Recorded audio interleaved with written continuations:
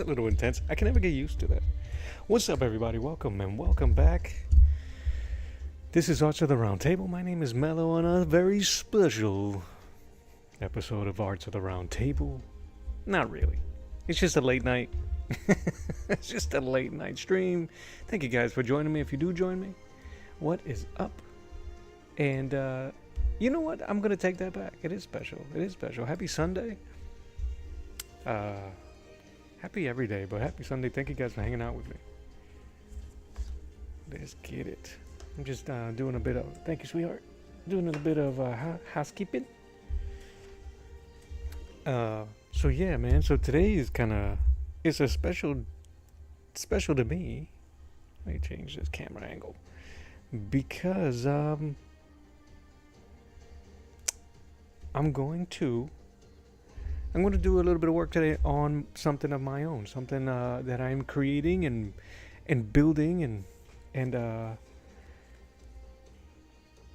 it's a weird feeling. It's a weird feeling. It's one of those things that I'm not creating today as a fan of somebody else's work, even though that's kind of like not true, because I'm inspired by so many other artists that I follow and I've met.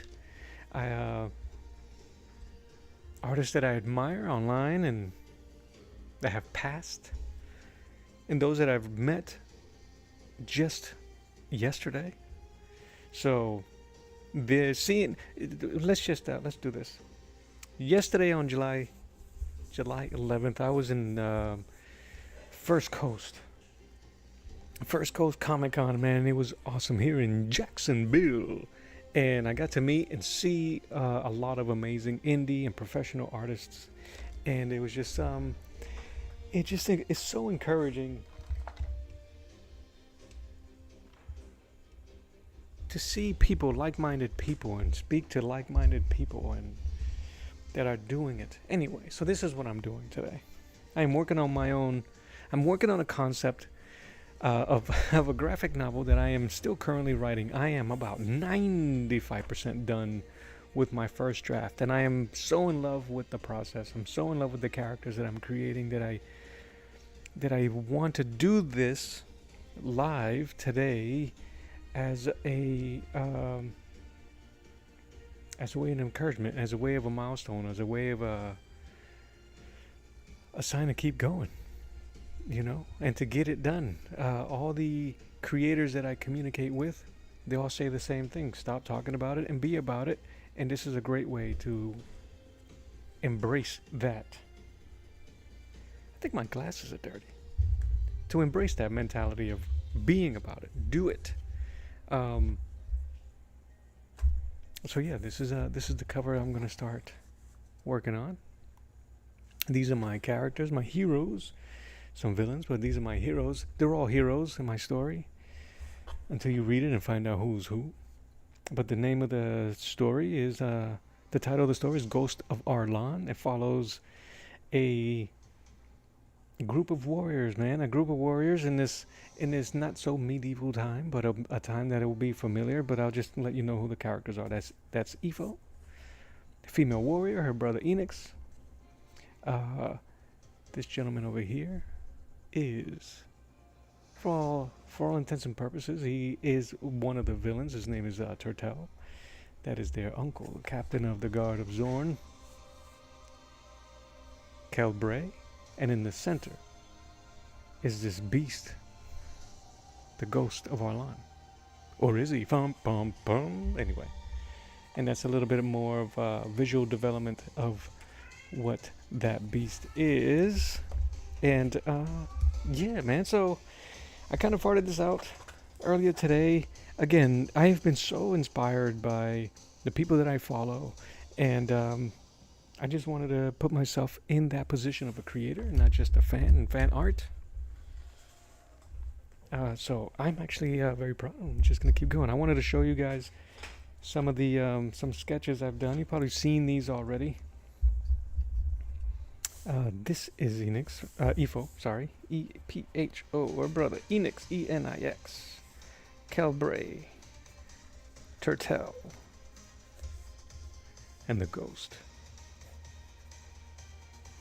So I'm not gonna go too much into the story today. I'm just gonna draw. So then why don't we do that? But I wanted to share with you guys some stuff that I've been working. I have been stuck. I haven't created a visual Bible yet for my characters. I'm still building them as I write them, and they're already done. So I'm fleshing out the way they look and appear to me, and it's going to make the story a bit more intimate for me. So I was still trying to develop her look and some of the look, although as pretty as she is. This is another study I did using different models, but I kind of dig this. It's been a while since I did some more realistic style or natural style color painting.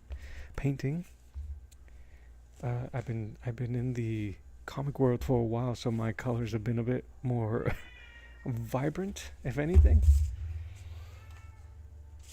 This character here, I drew this over a year ago, and I titled it Red Sonja because I didn't really have anything else to put behind the character of a barbarian woman, but it appears that my characters has been in my mind for quite some time, which is kind of awesome if you think about it.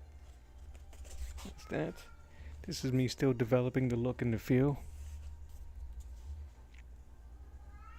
Cute. So that's who. This will be about the second time. That's another one of her. So what I've been trying to do more than anything, as I develop the visual Bible for these characters, is to do the vibe, the attitude of the characters. I don't want to just develop caricatures. I don't want to just develop, the hardened warrior who doesn't know how to, accept other people's order or whatever it is that, all the cliched tropes in those stories, in every story that we know and read about the warriors and siblings and things like that. So I'm gonna need a longer pencil. So I'm focusing more on vibe and attitude as I build a better class hero, apparently.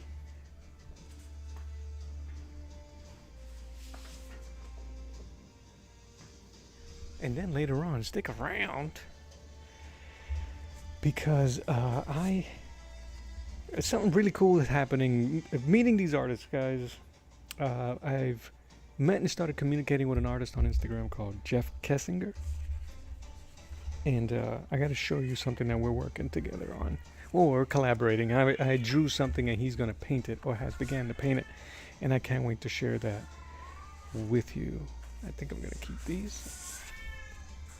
Put this away. JOM. Good evening. How are you?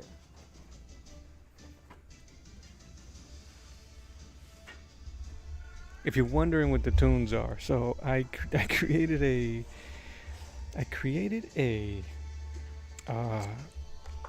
playlist using Sono, and of like adventure music and not barbarian, but very Conan-esque adventure style, action adventure music, and I've been using it to help me develop my story and characters and keep me in the thing. So that's what you're hearing. That's what I like to do. JOM says, starting on your graphic novel. Yes. I'm trying to do something a bit more, cement something a bit more. I think that'll help me visually. And the cat, yeah, heck yeah, yeah. Those are the cries of our enemies.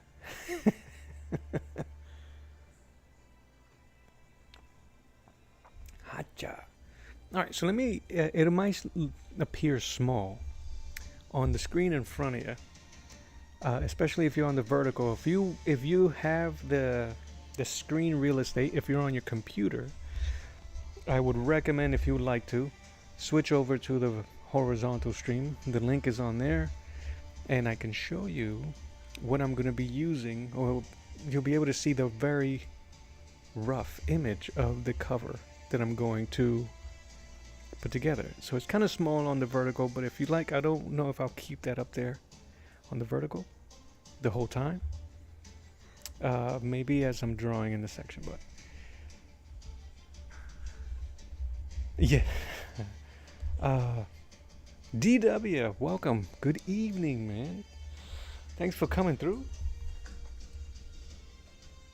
I appreciate it. I'm glad you liked the thumbnail. It made me laugh. On a very special Arts of the Round Table. But yeah, so if you guys can see the thumbnail on the left, on the right. So I'm not trying to reinvent the wheel with this thing. I just really wanted to get an idea out of my head. A classic cover, pinup style, whatever. So this was what I kind of ended up doing just to get it out. This is very Fright Night movie poster, if you guys remember. So I got my villain over here. All the main characters are here. All 5 of my main characters are here. So what I did is I scanned it and I scanned it and I threw it onto Photoshop. You could use Photopea if this is the type of thing you guys do. And I cut it and stretched it to make it fit an 11 by 17 page. So I can stay consistent, and I can see where I'm going to put my lines. And just to measure things out, what's the word I'm looking for? Compositionally. Like I said, it's not a very difficult composition. She's here. But what I want to do is I want to make sure I'm staying inside of my frame.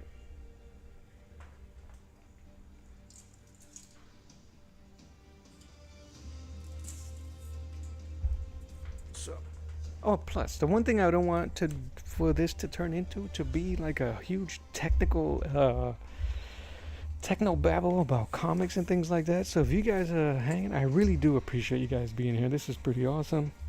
Just say what's up. Tell me how your weekend was. While we mess around and have a good old time.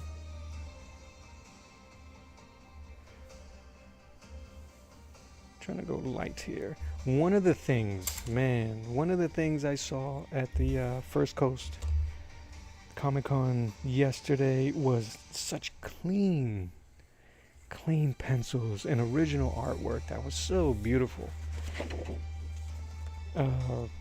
It makes me envious. It really does. It really does make me envious how they work, man. That professionalism. It's really nuts. Alright, so that's my center. I don't draw this big all the time. I mean, this is something that I have been trying to work on myself. Alright, so she is about right there. So this is her real estate. I'm just making sure that she's here. Homeboy is over here. I think I'm going to make him a little bit bigger. He's going to be right here. And then, I think I can put the bad dude. What's 11 divided by 3? 3, 3, 3. Should we do 3 1/4? 3 1/2? Why not? That'll be my window. I'm just gonna I want to give my other players a place with ample time. That's one thing you guys gotta. I appreciate it. So JOM says technical talk is appropriate. I appreciate that. So I'm going to show you what I just did. I know it's hard to see because of the light. So I want to give every person their place on this board in terms of relevance, right? She's my main character, even though there's two. Ifo and her brother Enix are my main characters. There's two, like a sub-villain A and sub-villain B. They're taking the right side, so I made these squares perfectly for them, and in the center is going to be what haunts every one of them, which is the ghost, and that's where I can play, and it gives me enough space to really articulate and put some details there for his face. It's just going to be a face for now. Yes, thank you. The weekend was hot for DW. It wasn't it. It was hot. It was amazingly hot. It was a dry heat, as our boy Bill Paxton and Aliens would say. But it's a dry heat. The Comic-Con we went to was beautifully air conditioned. It was greatly appreciated. And let me see. I might go loose here.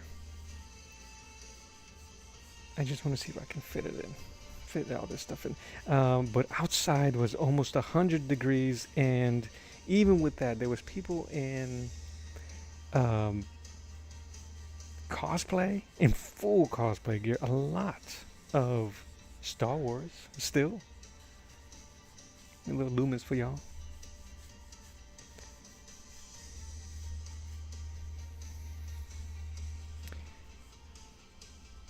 Full cosplay suits, amazing gear. It was amazing. It was actually really fun. I've never been to one, to tell you the truth.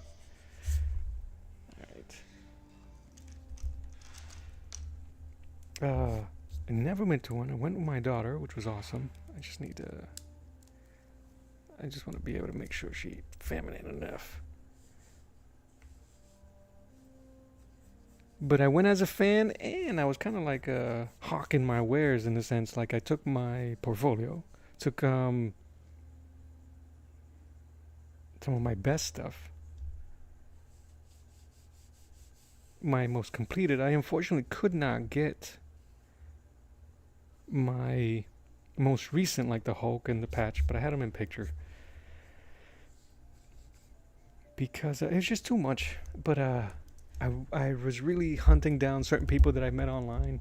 Dan Bedrosian, guys, follow that dude's page. Dan Bedrosian, find him. Find Miles Curtis, who's an amazing writer.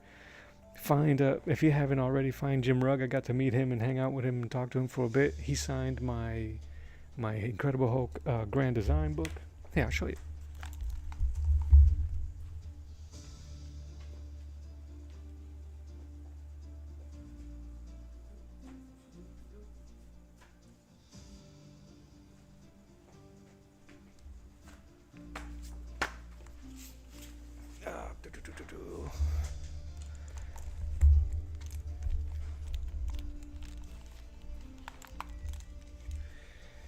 You see, so yeah, this is Dan Bedrosian's book. Really cool dude. Found out that we're both Massachusetts massholes, as we say, which was really cool. Not that we're massholes, but that we're from the same place, kind of, sorta. And it was great talking to him. We're both fans of Rob Norton. If you guys don't know Rob Norton, make sure you go and follow his page. He's a comic creator and commentator. He has a great channel on YouTube.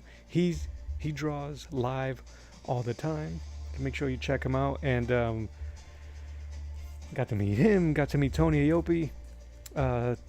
Tony is an artist from down here, artist and writer from Florida, near Jacksonville. I can't remember where he said he was from directly, but we're close enough. And I reached out to him on Instagram, like, hey, are you a fellow Floridian? I'm a Floridian. I'm trying to rub elbows and talk to other artists near me and around me, and I need to know some more of the scene if this is what I'm trying to do. Although I'm not your atypical comic book creator, I'm not really. I'm just an artist that loves comics and have stories and ideas, and I would love to collaborate and contribute with other artists and creators. And I thought, anyway, that was my goal. Jay was asking what I did at the convention. That's what I did. I tried to hook up and meet with as many writers and artists, and go through their books and go through their stuff and steal ideas. No, I'm kidding. But yeah, he was really cool. I can't wait to talk to him more. Follow him on Instagram. I don't know if he has a YouTube page. I will be stalking him to find out. But if you guys want, go ahead and freeze frame that if you can, and take a picture of that QR. This is an amazing story about the civil rights movement here in St. Augustine, Florida, which is dope. Ginger Bear says, "What's up? How you doing, Ginger Bear? Pleasure to see you. Good to see you." And then Jim Rugg. I'm a huge fan of Jim Rugg. R.I.P. Ed Piscor. Man, if Eddie was around, it would have been dope if he was there. I got some, selfishly, I got some stuff that would have been great for him to sign. But alas, he smiles down upon us knowing that we are spending all our money on comics and creating comics. So, but yeah, check out your boy Jim Rugg's signature on that thing. It was really cool to talk to him and wax poetic on the old heads in the industries, the Kirbys, the Kuberts, and talking to him and seeing his passion for Steve Ditko, who, if you guys don't know, they just released this amazing artist edition of Steve Ditko's Spider-Man series, and it's like, I spent too much money on those. Maybe in the future, maybe if I'm a good boy, Santa Claus will hook me up this year, but I doubt it. Papa needs a new roof. I'd rather get a new roof than a new artist edition. But speaking to him about the techniques, it was really freaking weird and cool to see someone who I followed for since COVID, right? What's that? Almost 7, 8 years now. Shake hands, talk about art, our love and appreciation for the old, the new, and the future. Come on now.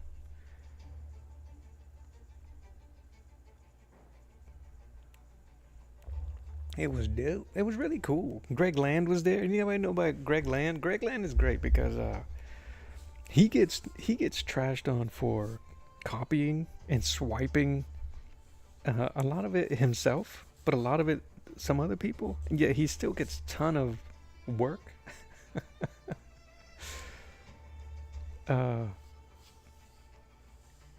And I had an opportunity. His table was kind of empty. I had an opportunity. They provided a poster. Where is it?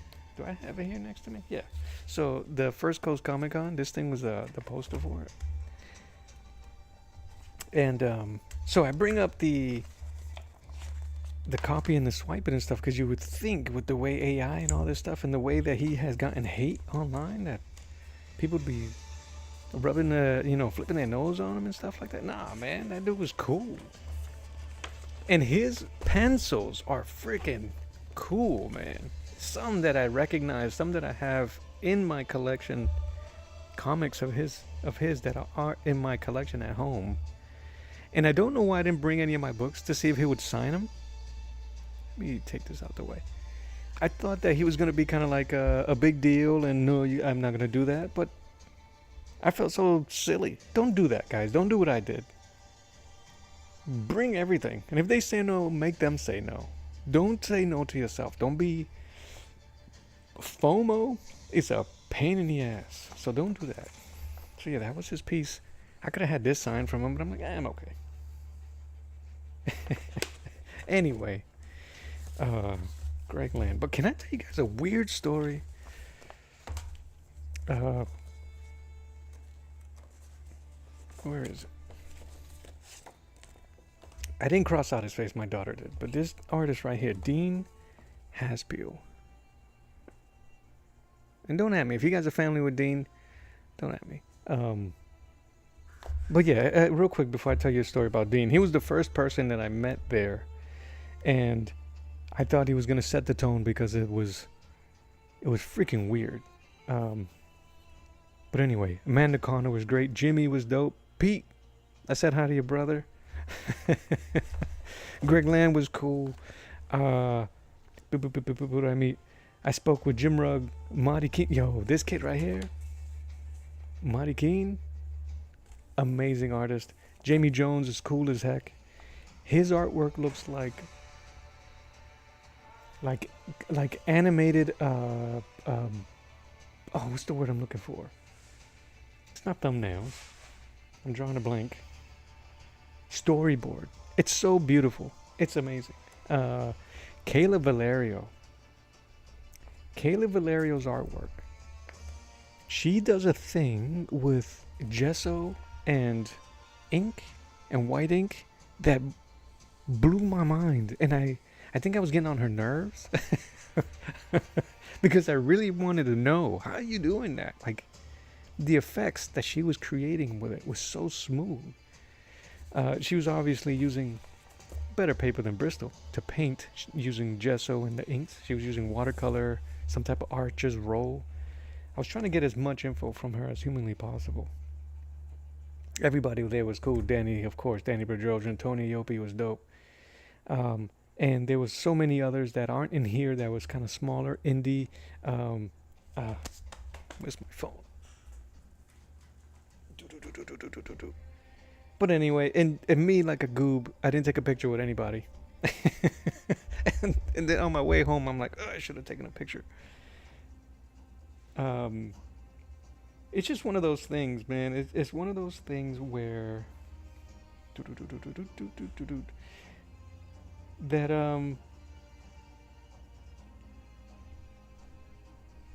I don't want to be a bother, but that's the whole point of going there, right? You bother these artists and you pick their brains and you look at their art. But this cat right here, Shomari, what's his they don't say his full name, but that's gonna be check out that Wolverine. I know the light's too bright, it might be terrible, sorry, but anyway, go online, go to Instagram and check out Shomari.illustrator, Shomari. Freaking cool, amazing young artist. It was really cool. Anyway,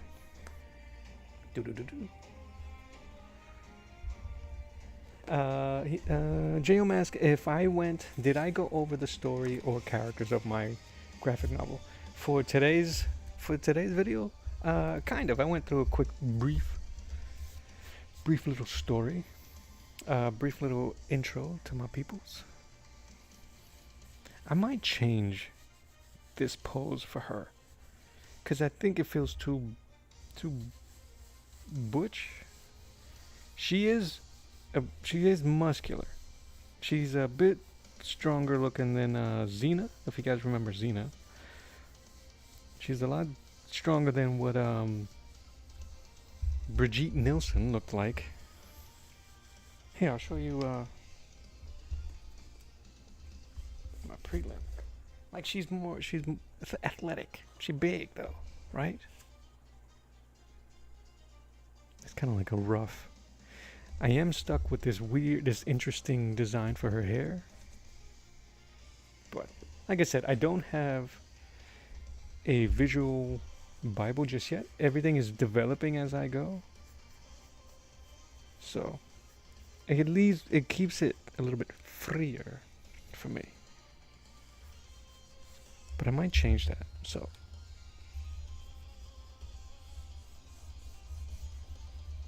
this feels really weird because it's mine.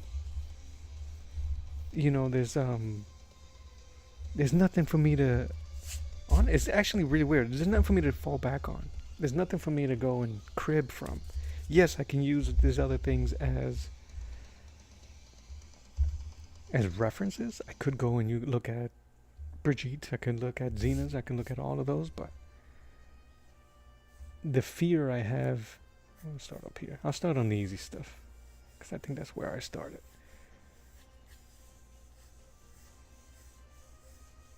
but that is mine, and I'm still trying to find them for me. Again, I don't know if that's how you're supposed to do it. So, my creators out there, what I ended up doing was creating a story with kind of like a blank visual,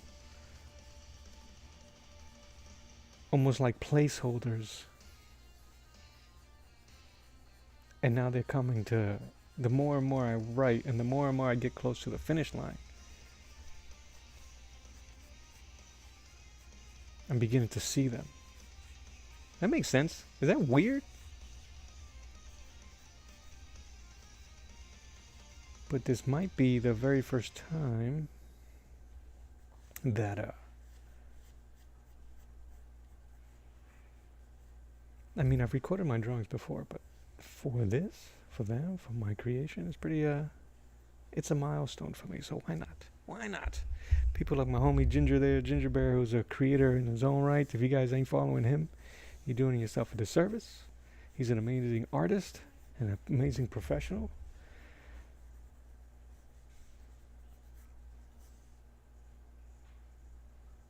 So, and I'm trying to earwig him so I can do some fan art for him. I think collaborating with artists is different. That's one thing that I kind of got out of that Comic-Con yesterday. I think collaborating with writers is a lot easier. I think a writer is a little bit more well, from the people that were there. It's easier for them because they see the creative. I think that other artists, just specific tight artists that maybe they don't write their own stuff, they're there for the craft. They really want you to buy their stuff. No, I really don't want to talk to you about how I did that. It's kind of like what I felt. Oh, and I gotta tell you about that Dean story. And I don't know if I should, because I don't even know how to put it into words.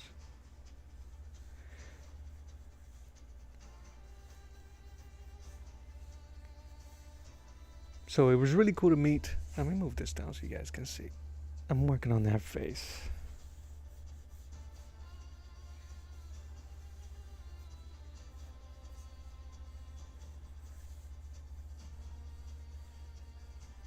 But it was good. I don't know if you guys remember about my fears for when on Friday when I was mentioning it about wanting to hear creative, harsh, creative critiquing of my artwork. You know, I think the thing I didn't want to just hear was, "Oh, it looks great." Which is kind of weird.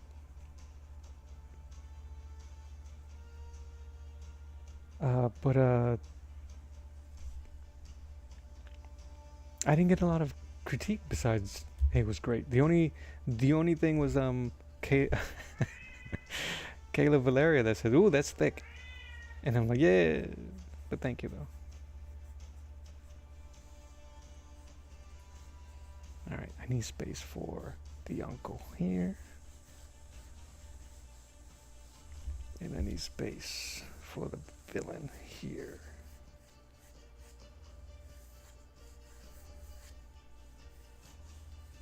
It's all about symmetry, man. It's all about having it visually appealing to the eye.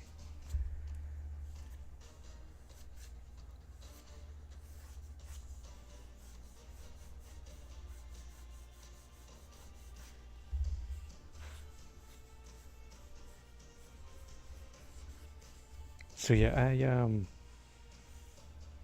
where was I? Lost my train of thought. I'm gonna say it was fun. It was really cool to see people. It was really cool to see the cosplayers. A lot of Japanese manga inspired cosplay. So that was cool.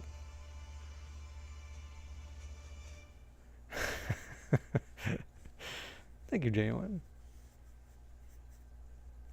JOM likes them thick.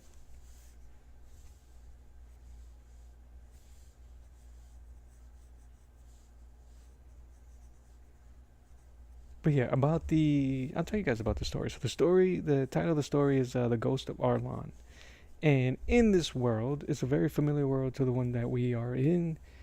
These people do believe in God and the devil. There are mysticisms and they believe and know that trolls and elves and that type of stuff exist. So it's not like they'll see something of mysticism and freak out. They just accept that is the world, and I'm gonna make it that it's accepted in that world like that. There's these two, I guess, warring villages or peoples. Turtel here on our left is the leader of the Arlans. Peaceful, whatever, you know how it is. And the dude over here, Kelbray,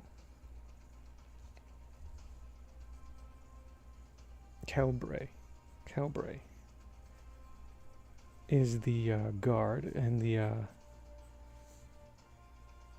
of the villagers of Zorn. There's nothing worse than coming up with the names. I'll tell you guys when all is done how I got the name of this stuff. You're gonna laugh.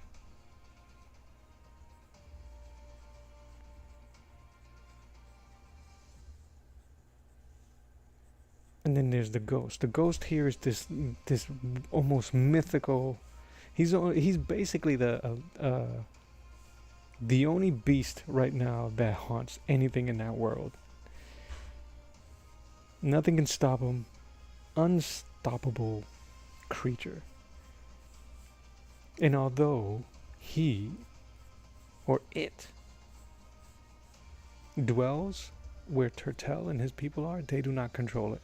He just inhabits where they are, which gives them power.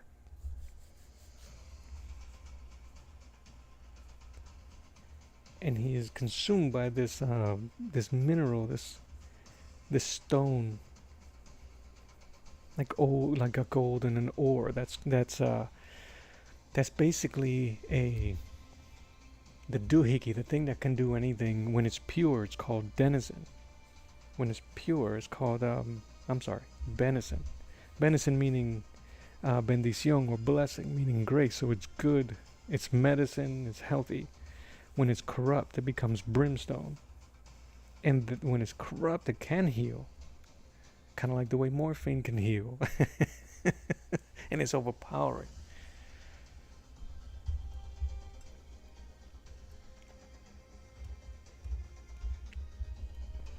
So, he has been consuming it for years, or it has been consuming it for years, to the point where he has no nose. So he can't block. He can't block his nose. It's always consuming that. And it's attracted to fighting, and it's attracted to fear, and it's attracted to all of those extreme emotions.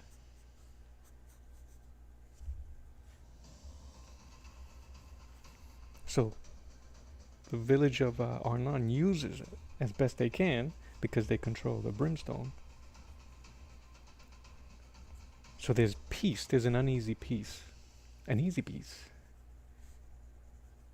in this world. And one of the villages they have that uneasy peace with is our heroes, which is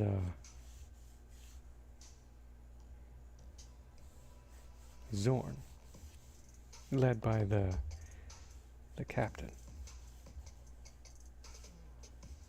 The captain and his niece and nephew.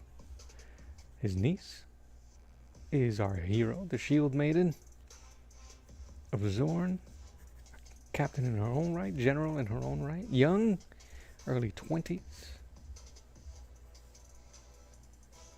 And her brother, not twin, just younger, named Enix.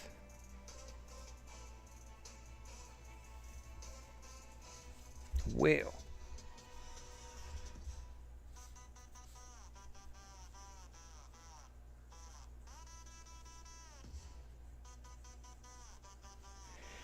Well, so the story starts at years ago when they were young.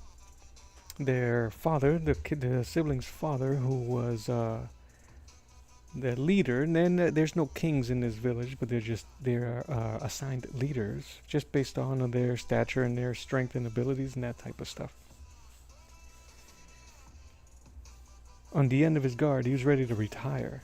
Finished raiding, finished pillaging, whatever it is that these people do, very Viking-like. Hangs up his sword and shield to the local barracks or inn or bar and goes home. Greeted by his wife and his young children at the time, 11-year-old Epho, 9-year-old Enix, ready to continue the rest of his life as a dad and a homesteader, whatever it is we try to do. But the past comes and finds him in his home at his weakest. During that struggle, people die, people escape, the twins escape, not knowing the full fate of their dad. Did he die? Did he live? We don't know either. That is our intro to the story. Jump cut for them being older and always curious and wondering what happened to their dad.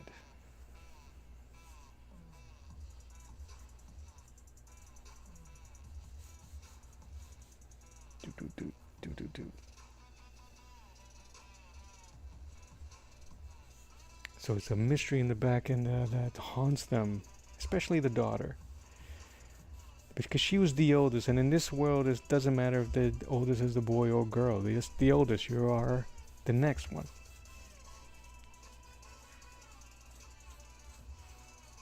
So she has that weird weight of trying to protect and be strong, which is what made her so big. That ability to fight and protect as much as she could, but she loses a lot. Not necessarily in fights, but she can't always protect those around her. And she's always felt that weight because of seeing her dad and her youth get taken away from her.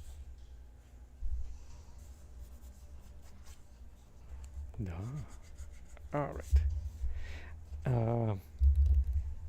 I am actually using several images of an actor, Wes Studi. You guys know Wes Studi, the Native American actor, amazing actor. He was in Last of the Mohicans. He was, what was his name? Mystery Man. Inez Turtel.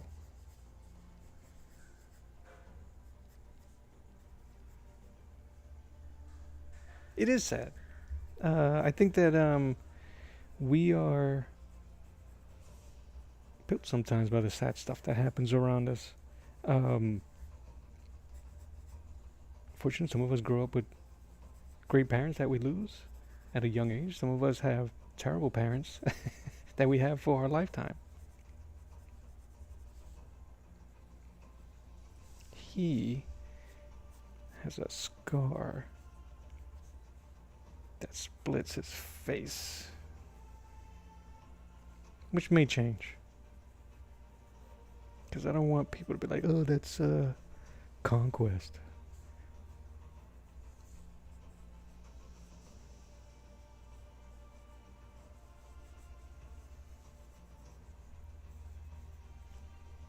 So anyway, the mystery that the kids end up growing up with is they're trying to figure out what happened to their pops, because their home, where they were,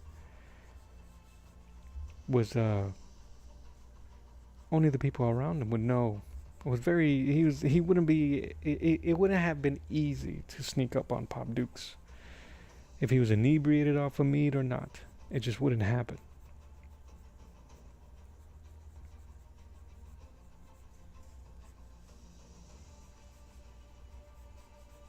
So there's a weird underlying conspiracy in the back end. What happened?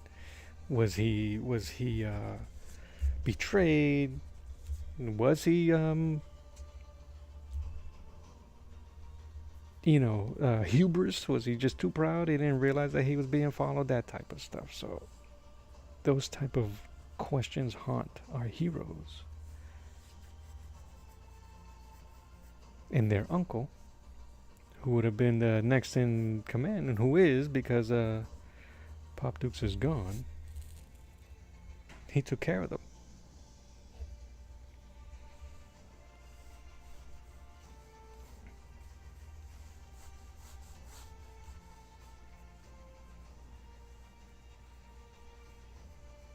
So although he's a good dude, it casts doubt on him. So there's gonna be a lot of layers, man, a lot of layers. It casts doubt on him, but it's too good.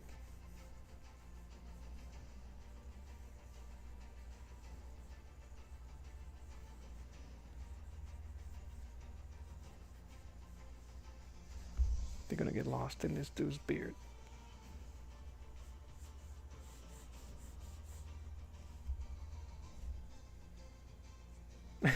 Yeah, the butler, the uncle.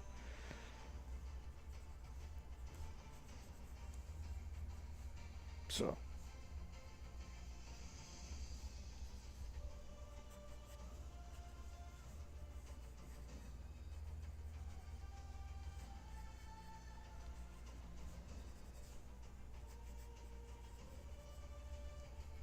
that is it. So you get the intro of basically uh,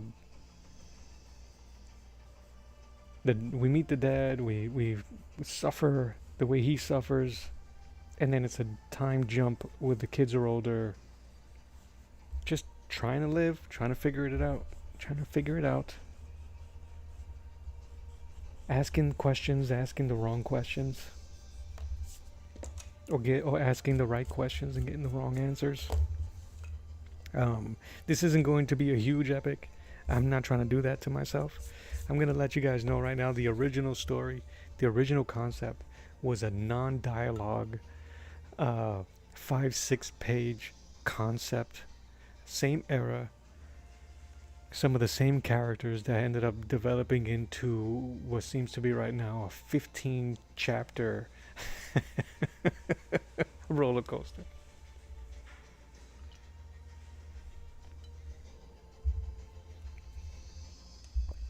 But not so big that I can't keep track, I hope. And not so small that it's not impactful. And I think one of the coolest things that's happening to me as I'm going through this, instead of it becoming a, oh, I wonder if I can, because I am doing, it becomes a, like, man, I'm really feeling for these characters, these heroes and villains, heroes that are doing villainous things and villains that are doing hero things. There's a lot of gray in this world. I'm like, okay, I can do it, I can dig it. It's notes and scripts. So what I'm doing is, which is kind of weird, I don't know if this is the way, but this is what I'm doing. So what I'll do is I'll write a very, very rough 2-3 paragraphs of and then he did, and then she did, and then they did, and this happened, that type of stuff. And then I'll look at it a bunch of times and then start placing dialogue between the characters to make it fit, to make it work that way.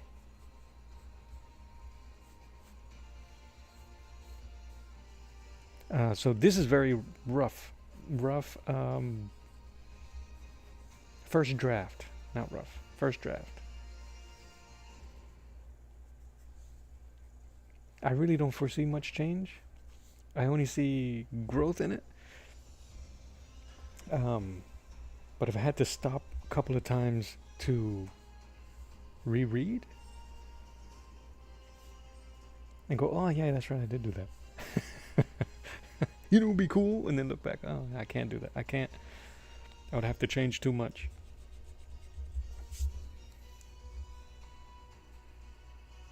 Like with one of the things that changed was the stone, the brimstone. The brimstone and the benison. That plot thread.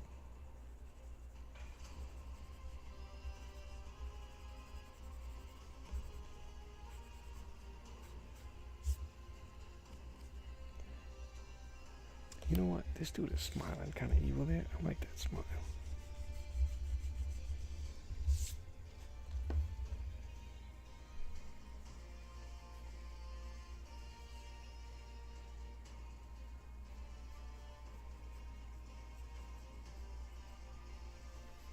You know, it'd be really cool to show, because his face is kind of tore up, to see like a gap in his skull here.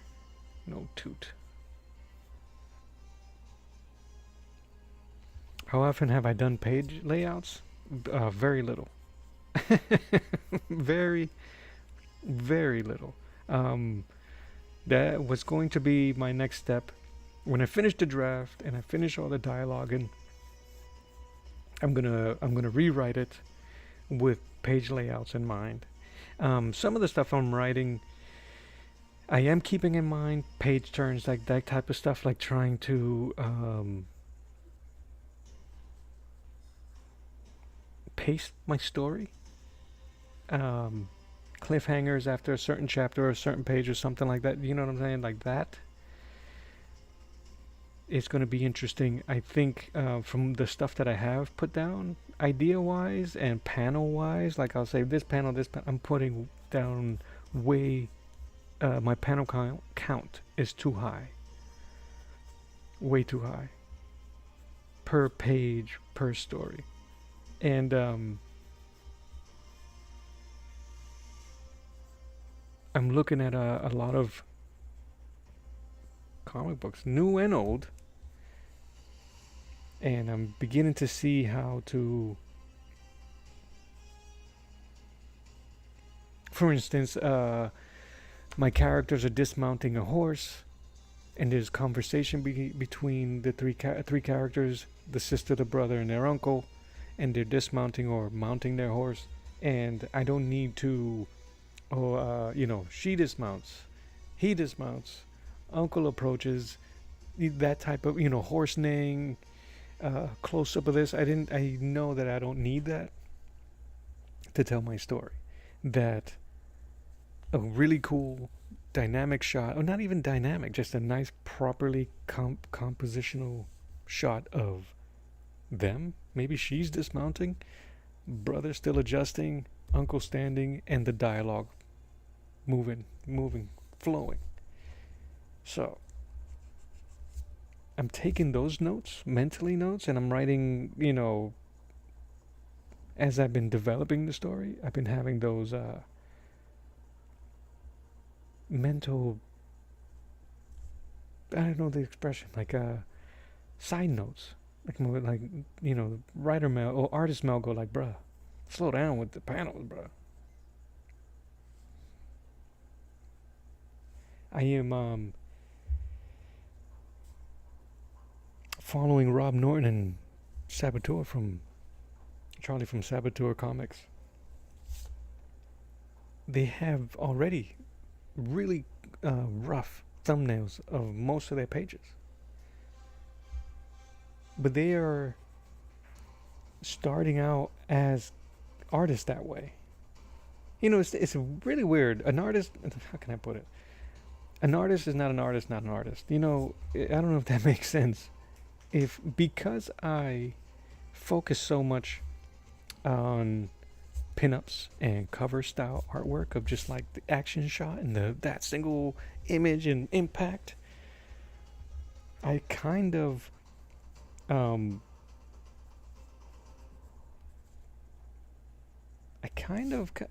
held myself back in the art of narrative storytelling and sequential art. I focus too much on telling the story through one singular panel. Like, it could be done. If my story was shorter, it could be done. Then I can make amazing diptychs or single pages with dialogue. They used to do that too. One amazing piece with the dialogue to tell the story. Bernie Wrightson doing the Stephen King Silver Bullet is very much like that. Dialogue, turn the page, beautiful spread. Anyway, so, yeah, man, I'm constantly learning and adapting, and this is what makes this so cool. It looks a lot more evil than I expected. How many villains? I like that face, though. I gotta, it's really encouraging. I know that this is not gonna be easy for me. I just know it, and I'm okay with that. But I am at that age, guys and gals, that you gotta get it done, man. You got people passing unexpectedly, you know? Boom, do. So,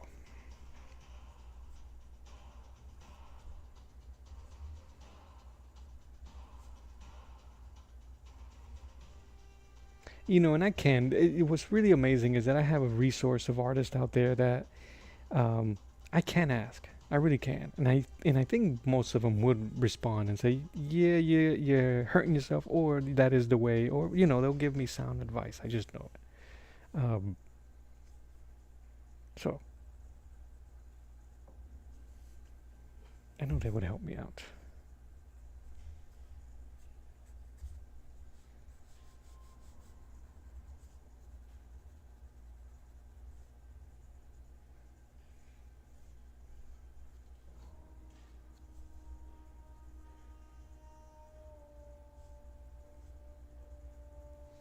But yeah, but I went to the Comic Con more of a pilfer my wares. Hey, I'm an artist. Do you need an artist? That type of stuff. I'm looking to collaborate or whatever. If you have a project, this is what I do. Show them my piece. I had a great response to my artwork, so that felt good, and I had really good conversations, which was more important.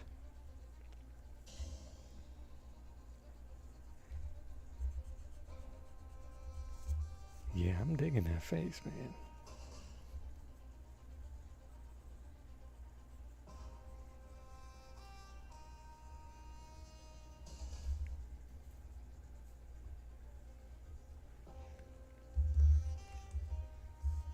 I've been watching. You guys watch The Bear? If you don't know about The Bear, it's it stars Jeremy Allen White. What's his name? Mr. Bacharach there? I forget his first name. The dude that played Ben Grimm and many others. And I'm gonna tell you something.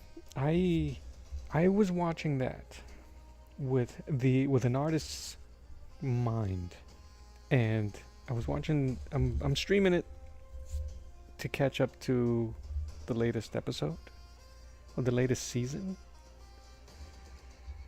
And as an artist, I'm watching it like, is that what you want to do? Because guys, to be an artist, to compare being an artist, a full blown artist, either this way or culinary artist, there's certain things that you'll need to do every day. Every day. And it's something that a lot of non-artists don't understand. And it's something that, as I was watching today's episode, the repetitiveness of it all, just so that you can reimagine how to cook a steak, how to cook a burger, as a creative artist, how to draw Batman different, how to draw Superman different, Spider-Man, or your own creations using very similar ingredients.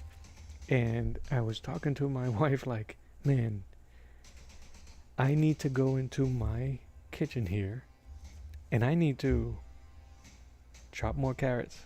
I need to chop more onions, chop more celery, chop every day. I need to be in here creating a merit bar, guys.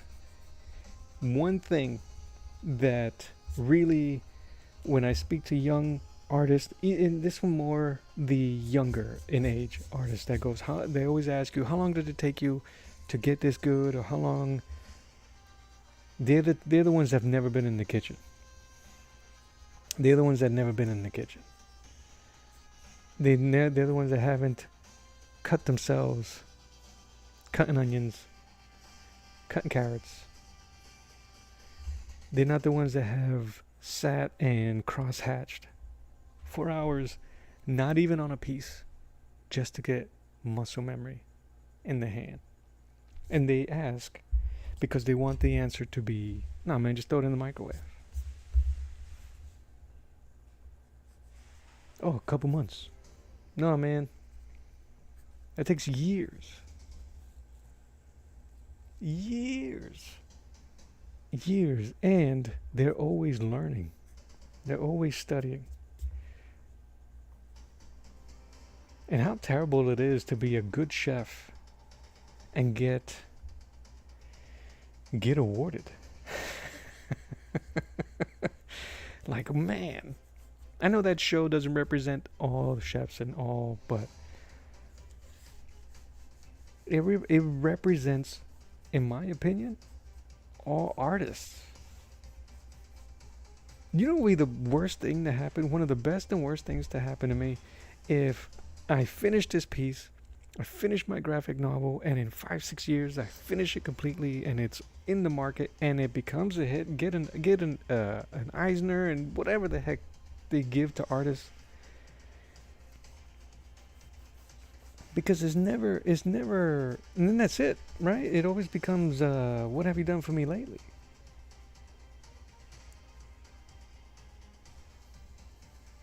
Oof. How much success do we want? Because if it's success you're looking for, and we are looking for success, really, right? We want some acknowledgement for what we're doing. That's a fact. From ourselves, from the world, from our family.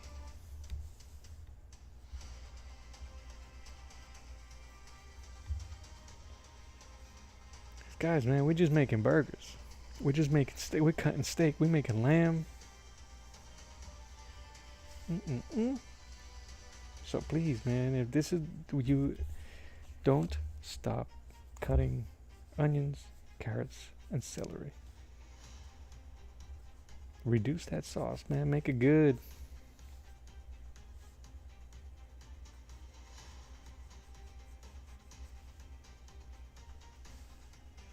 I know that's a weird segue and tangent, but it just, like, it was a weird epiphany. It made me really think about what I wanted to do. it really kind of like, what the hell, brother?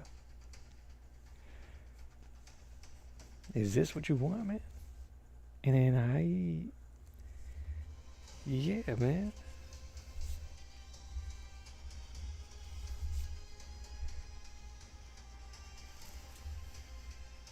Alright, the uncle's the weirdest one. I forget the actor's name. He's an English actor. He played Balin? He played Balin the dwarf in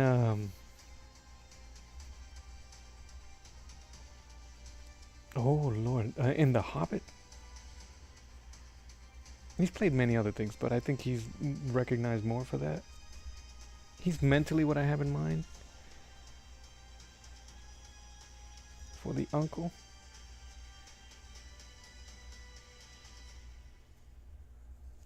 That's too much nostril there. He's too mean. I don't want him to look mean. He needs to look kind of like...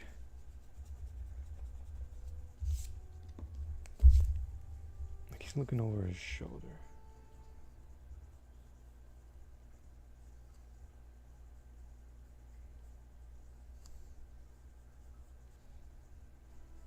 Anyway, I say that because that's what I get from watching Ginger Bear, and that's what I get from watching Saboteur, and that's what I get from watching Omer, and that's what I get from watching Dude, this new guy that I started following called Pencils for Life. It's great that we're all like superheroes. We don't have nobody says uses their real name except for Rob. They're constantly on screen cutting onions, man. I use that as metaphorically, but showing their craft. Not only that, then they go ahead and show you how to make that, why they're using those ingredients. See, that's what's cool too, DW. I want to do the same thing. This is very much a bucket list thing for me. For a life fulfillment as a comic book fan. One, but as an artist to be able to do something like this, and for me, even if nobody sees it, if it's one of those things that like, hey man, come here, check out this book. I did that.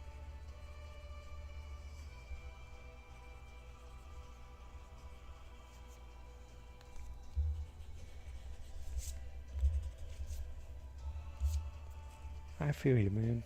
And you know what's really cool is that those artists, the guys I just mentioned, the stuff that they're doing is for them. You hear it a lot. I just wanted to get it done. It was earwigging me. It was bothering me, and I think that's awesome. And that's what this is for me. And I'm not gonna lie, I'm a sensitive dude, but reading some of the stuff, not because I'm a great writer, was but because I was actually doing something that was mine, it was very emotional.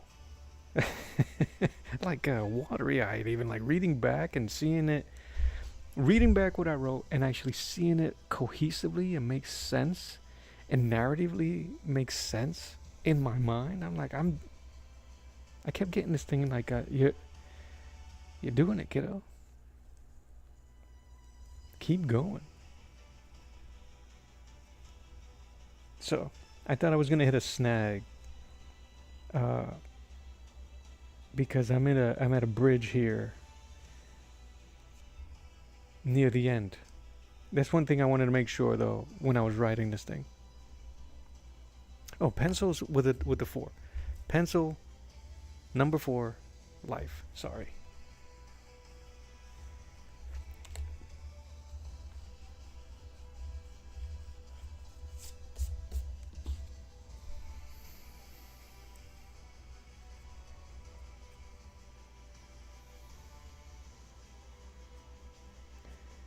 What's that saying? Get emotional, blah blah blah, big old baby, reading my stuff, not because it was good, but because I was doing it, keep going. Yeah, man.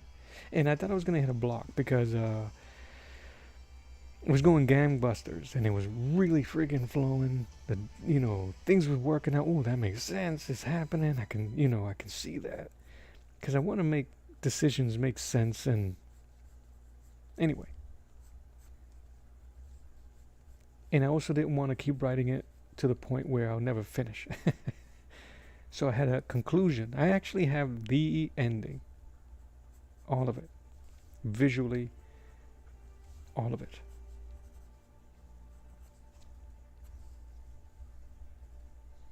Can you guys see that okay? Should I zoom in?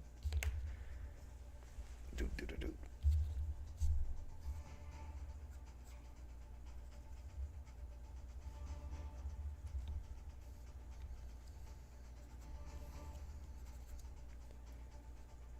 I don't want to go through the trope of, because these are all warriors and fighters, that they all have scars, but scars are cool.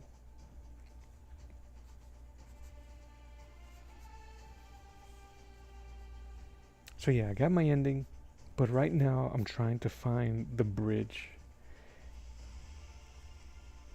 The bridge for the climactic battle.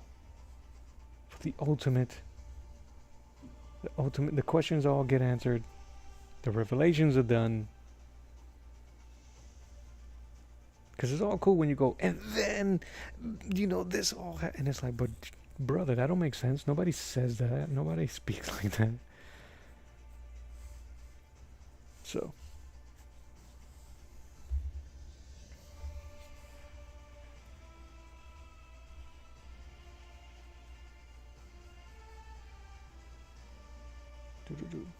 but it has been fun, and it's been uh, amazing. It's the reason why I have changed my my streaming schedule, and I don't stream. I keep saying I keep Freudianly saying scream.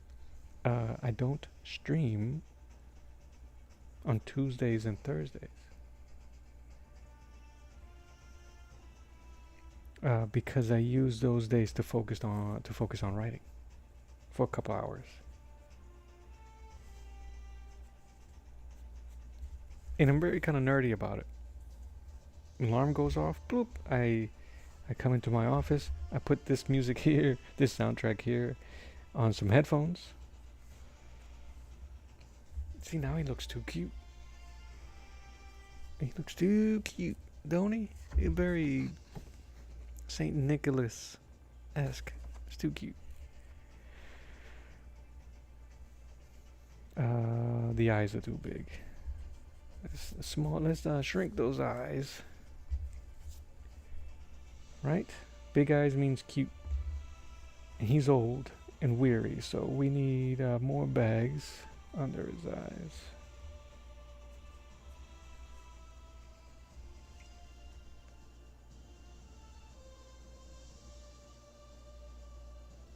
Yeah, DW. That's one of the things that I have struggled a lot.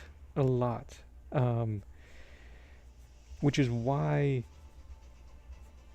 the Christmas story that I had set up, I made it so short. It's done and everything, dialogue and everything, which is kind of weird because there's not much dialogue. It's a lot of like 80s bravado BS, you know. um,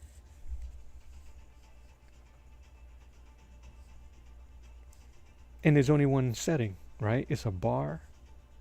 Very little characters. Our heroes, the person they're trying to save, and the no good nicks.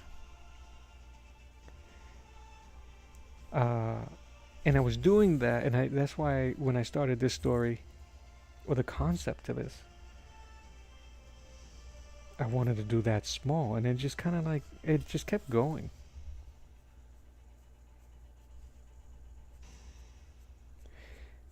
If you're not a writer, I'm not a writer. Uh, it's the tediousness. I'm an idea factory, you know. Uh, but it's the tediousness of coming up with the concept and then writing it. I don't know how. Anyway, I don't know how writers do it, but they live in that world for a while. There's a reason why I was collecting all of those Conan books. I love looking at those. And believe me, I'm going to be stealing a lot of the foreground, background, and maybe even some of the inking that they did to rough up my pencils.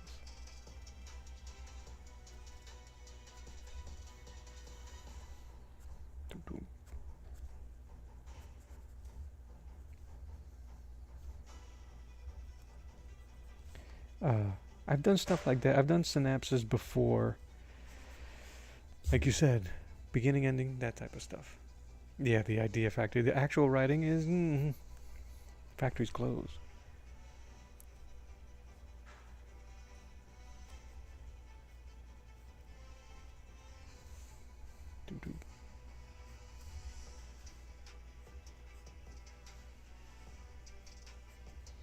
So,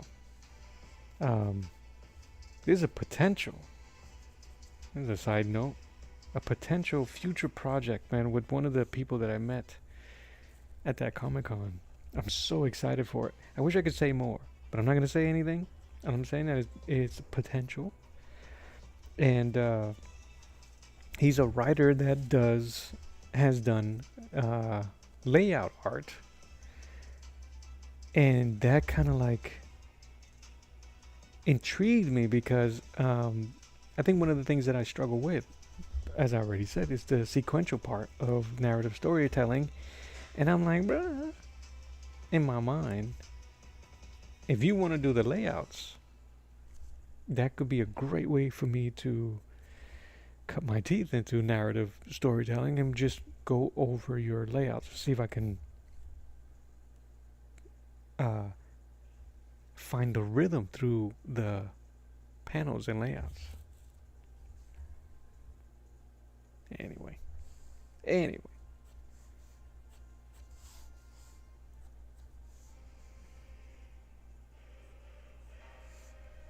Alright, I'm going to actually, because I don't want them all to blend, I'm going to actually put him in shadow.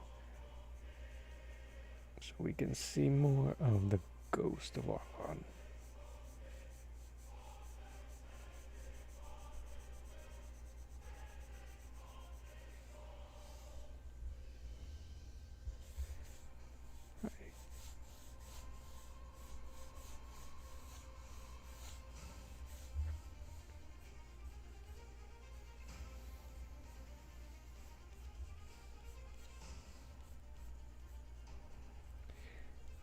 And one of the things I'm going to have to learn how to do is draw faster.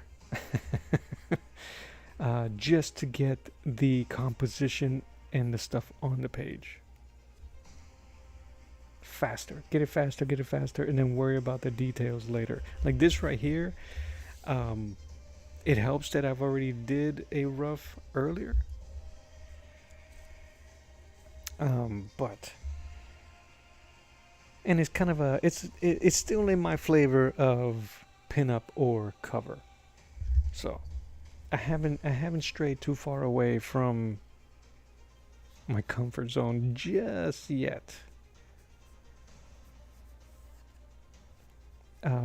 Because, and I'll show you guys, I have them there. When I was doing the sequential stuff for my Christmas story with the elves,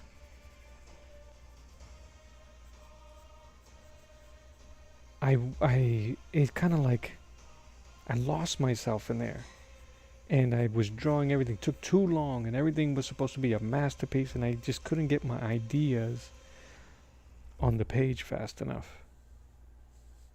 So that became daunting. I'm going to shade this guy's face too, just to mimic what's happening. Ooh. Shoot. See, look what my honey brought me. Ooh. What are these downs? I think there's peanut butter, oatmeal, some chocolate chip. No chocolate chip. Should be making these bomb-ass cookies. Bomb-ass cookies. Thank you, DW. The thumbnails of the pages, and then someone else goes through and finishes. Hope that works. Yeah, me too. Because I was pretty clear, hey man, I don't do that. But we hit it off so well. And like I said, in this game, you have to be true to yourself.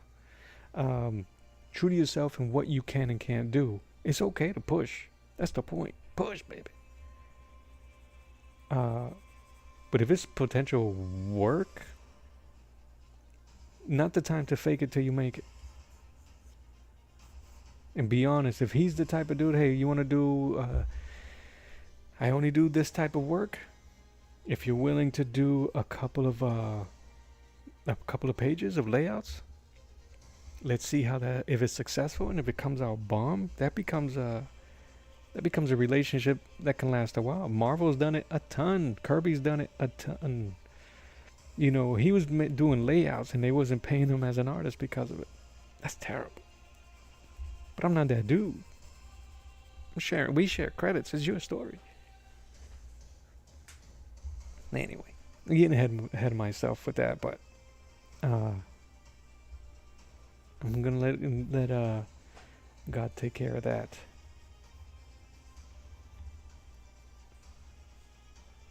I guess I should give him a scar. Scars are cool. But I don't wanna. We'll give him shadow on the eyes.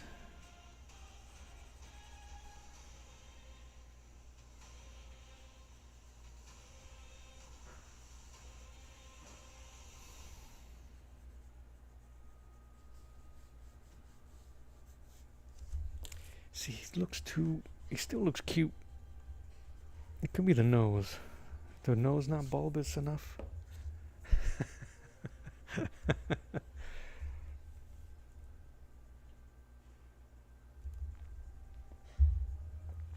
I have to share this with you guys. Give me a second. I gotta transfer it to my computer. Oh, because I know it'll glare too much.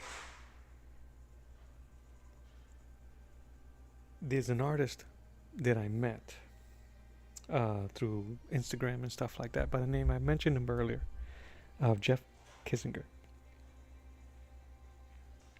And he liked my artwork. We got to chatting. I like his. He's an amazing oil painter. He does gouache oil painter, and he was like, he liked this drawing here of Batman and Catwoman. And he's like, I want to collaborate, I want to paint it. I said, okay, I don't care, that's cool. I'm not so tight with my stuff that... Let me change the name of this here while we got it. And I'm like, okay, I would love to see that. His work, I felt honored to have him ask. Bats and cats. Bats and cats. I actually had this already saved. But I'll do it again just for quickie sake. Bats and cats.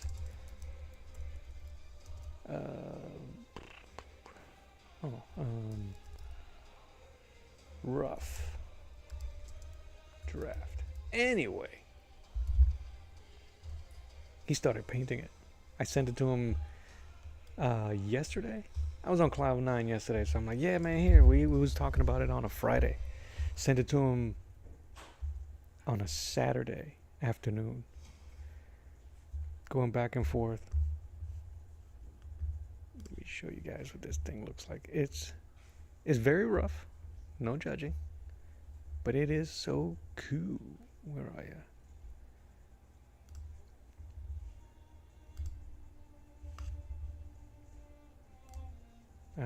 It'd probably be huge. Let me see. Blap. Look how small. I'm gonna put it right here. Check this thing out. How cool is that? And this super rough. You can't judge it for that way, but man, that's cool looking. Check this out. If you're on the Insta, Jeff.Kissinger, Kesinger.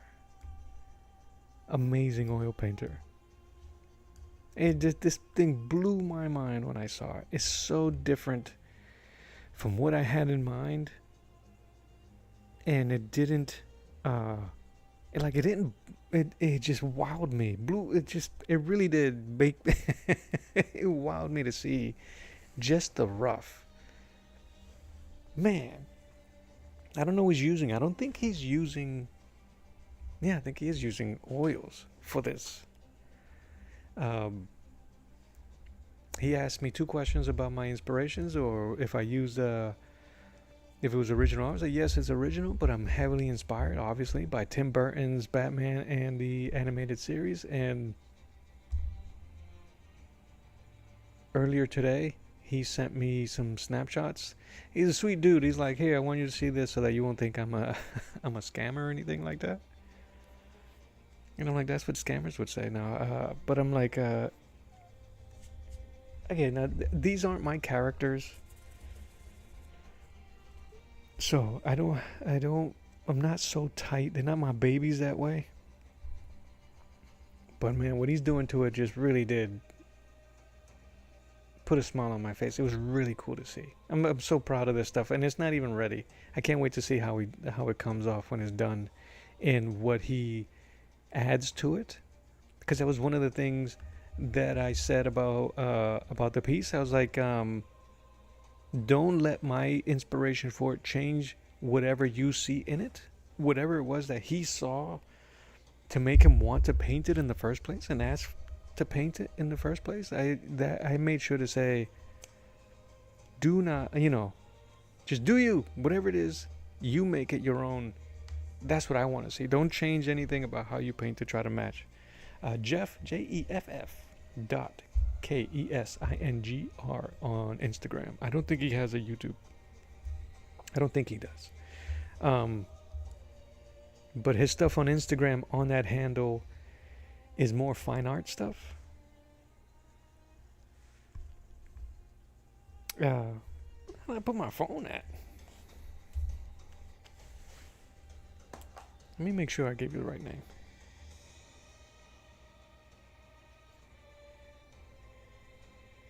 But I mean, it really was cool. God is good. Jeff Kissinger. Go to his page. You found him? Awesome. Yeah, he's from Missouri. I went to show. That one? That should be his first page here. And it was funny because when he asked me, I looked through his stuff and I'm like, why would... This is beautiful stuff. What are we doing here? It's not... But you can never say no. I don't... How can I put it?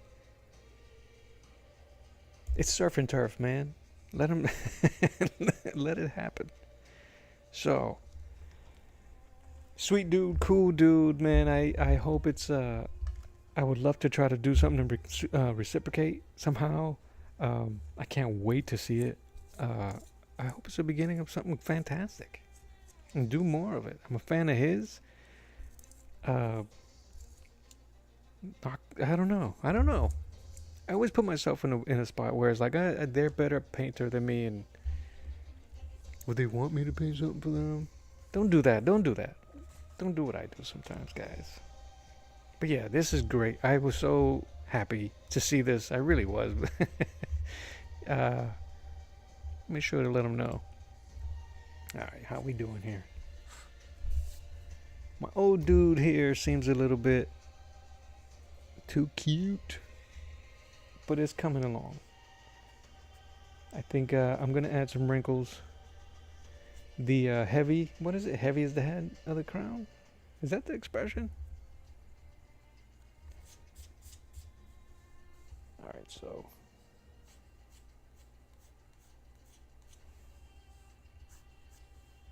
something like that.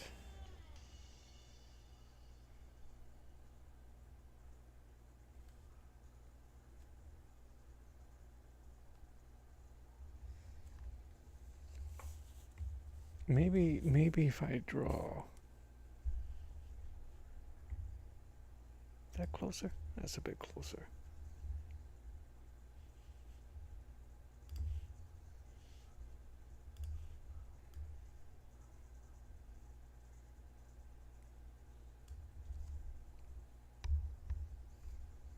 Are we done here? Did we play our whole thing? That's what's up.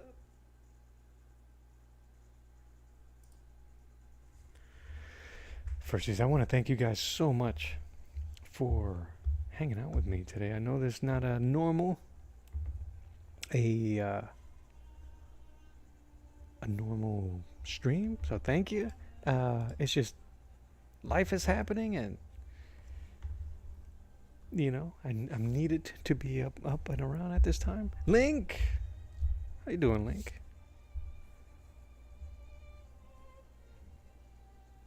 Appreciate that. Ooh. I appreciate that. Thank you so much. Thank you for popping in. How was your trip back from New Mexico? Hope the family's good.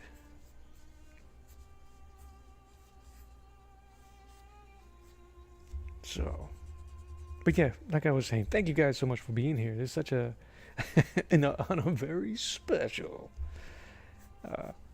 I thought that was so funny and goofy. I'm glad I did it. I'm glad you guys got the humor out of it.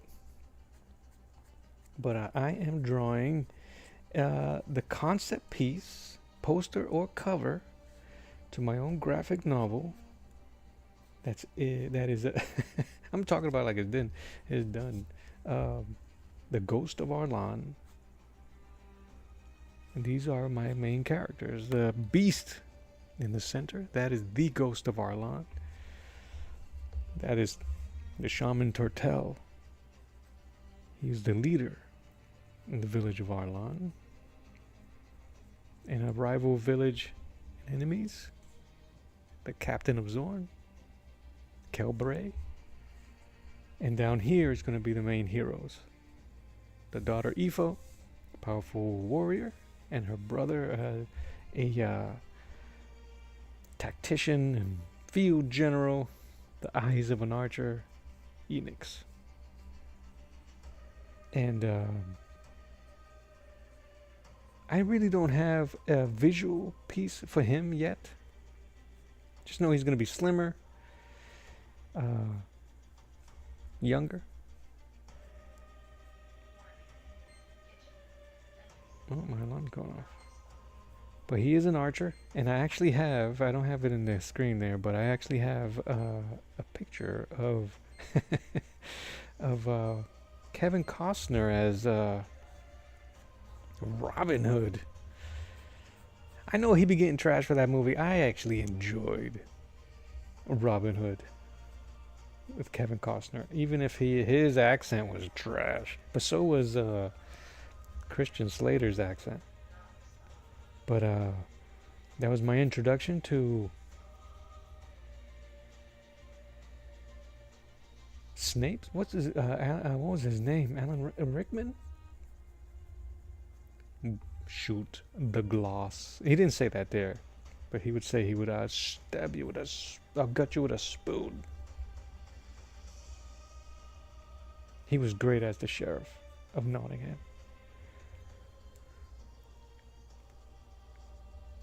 Can't wait for the comic. Me either. This is the day one of what's going to be several years, I'm sure, for my celebrated epic. Maybe I can get enough money to hire artists to do the narrative for me, while I do covers and pinups, do all the hero stuff, and get a real artist out there.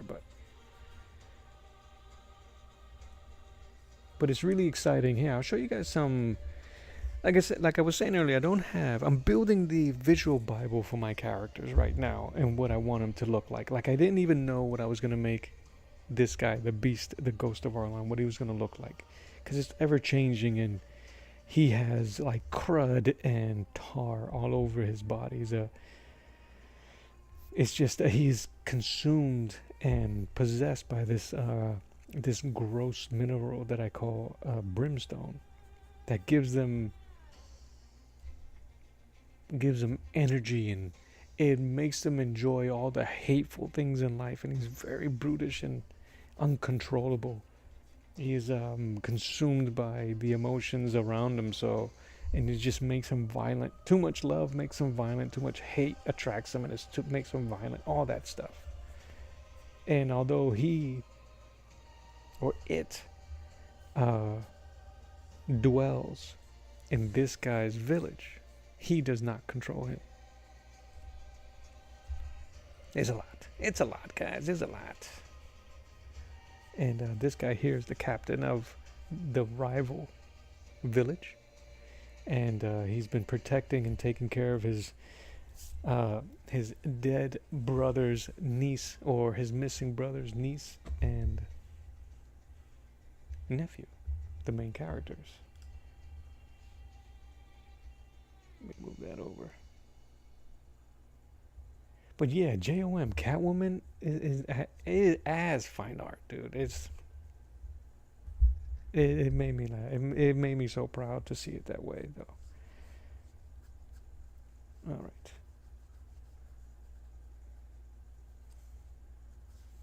I'm trying to work on the old dude here, because I don't want him to look too... He's old.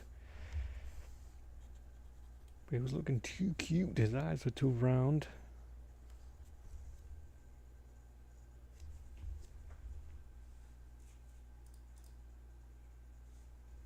Lower the music. music.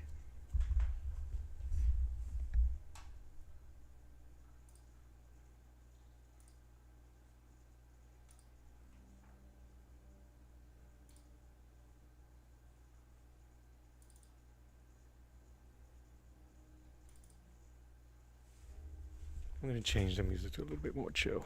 Something a little bit more chill, like jazz. That's another thing. These soundtracks that I'm creating are helping me. So, I got a jazz soundtrack here that I'm gonna be using, and hopefully it'll help me develop something in the future.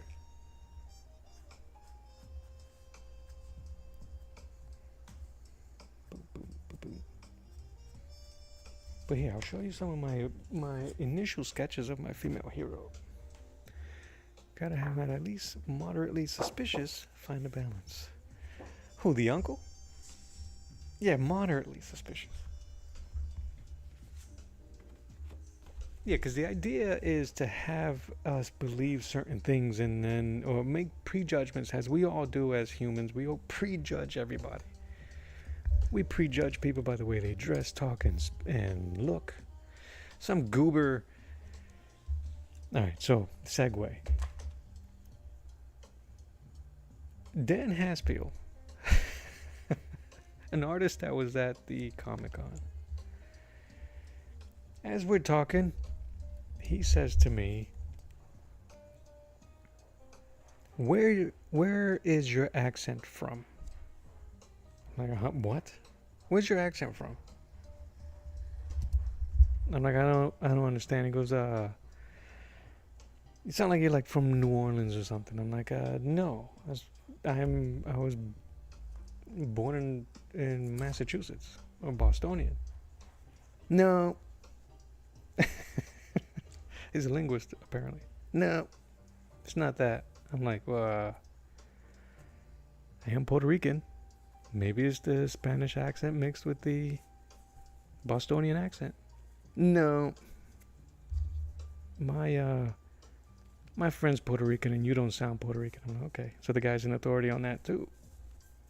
But then he says, you sound like someone who strung somebody up on a rope, and as you're watching them swinging, you're playing the banjo. I was like, what the hell? This was said to me, to my face, with my daughter next to me. I'm like, what the hell? So what the hell? Anyway, don't prejudge people, because that is, yeah, I didn't even know how to take it. Thank you for your time. We're on to the next booth. Thank you, sir. No, I will not be buying your comic. But what the hell, guys, my friends?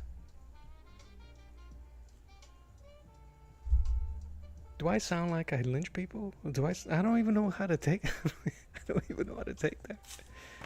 I don't even know how to rationalize it. And my daughter and I, on the way home, we had like a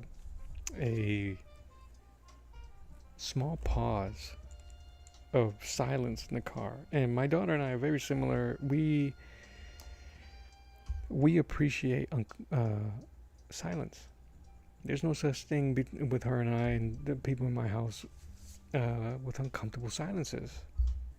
Uncomfortable silences for us just means that we're so comfortable with each other that we don't even have to say anything. Anyway, after our silence, I said to her, what the hell was up with, and she cut me off. What the dude? We was basically simmering about the same thing.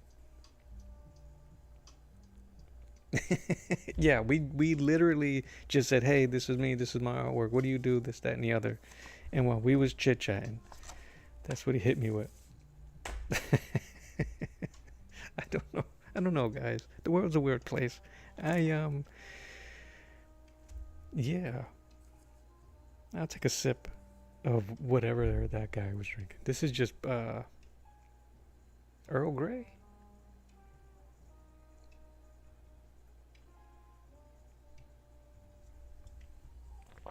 I'm sorry. The worst part of it, yes, it's an extremely bizarre thing to say.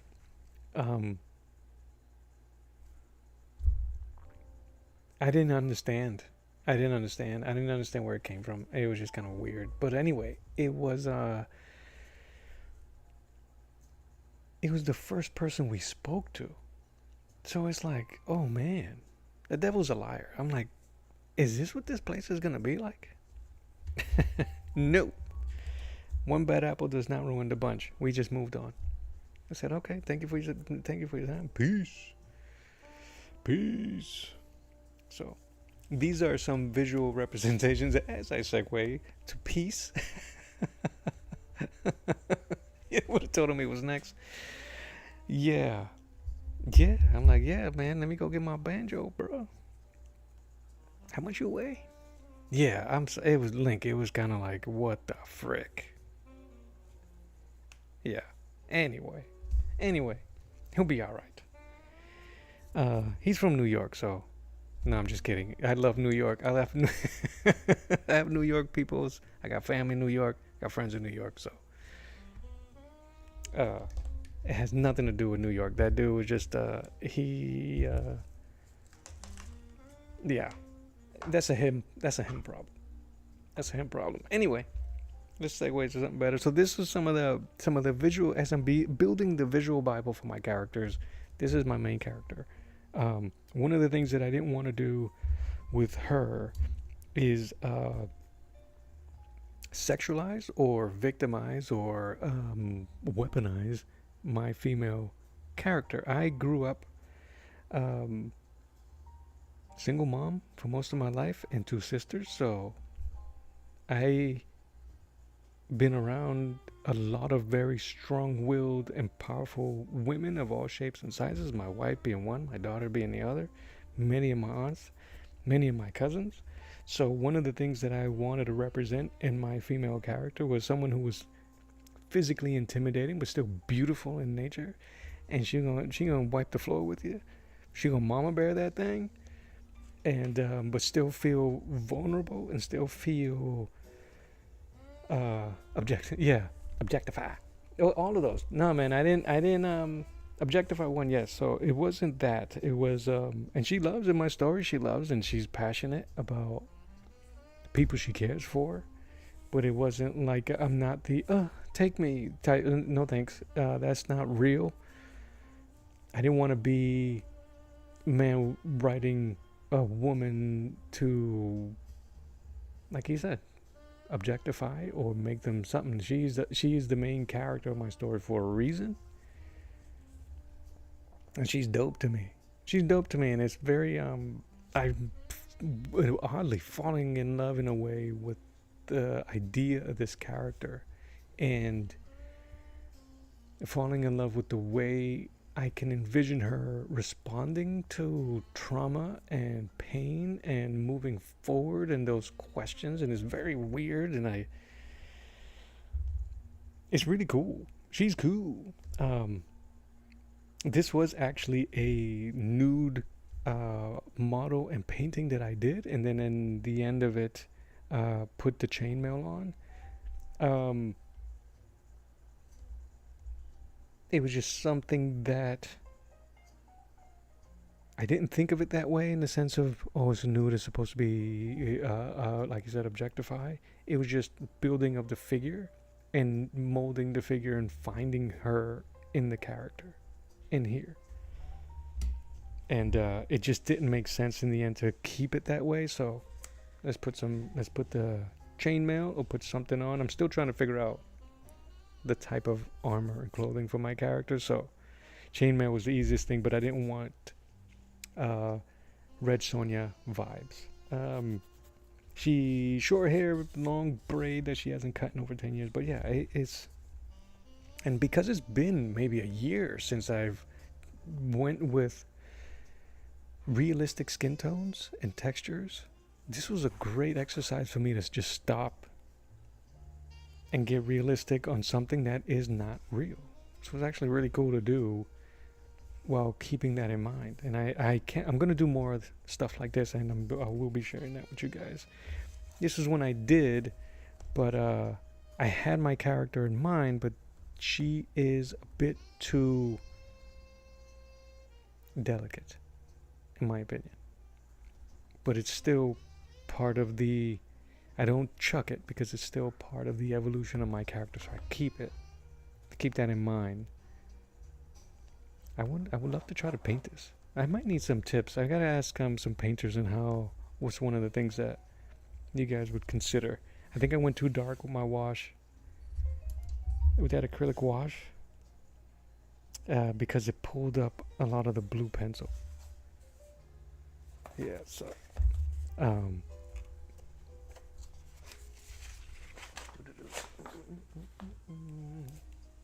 that's one of the action shots that I wanted to. Like, I still wanted to find beauty in her, and still, she will fold you. She is a tall woman. She's a big woman.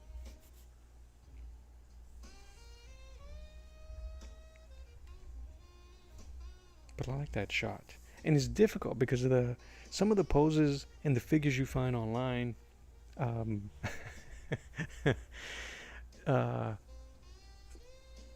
It's something that I said earlier today. One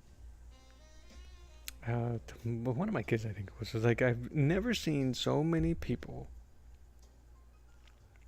that hasn't held a sword show you how not to hold a sword. Does that make sense? Like, it's not difficult, but you can really tell in some of these poses from female and male figures, from some books, like from the art model collection and some anatomy collections, that they have no idea.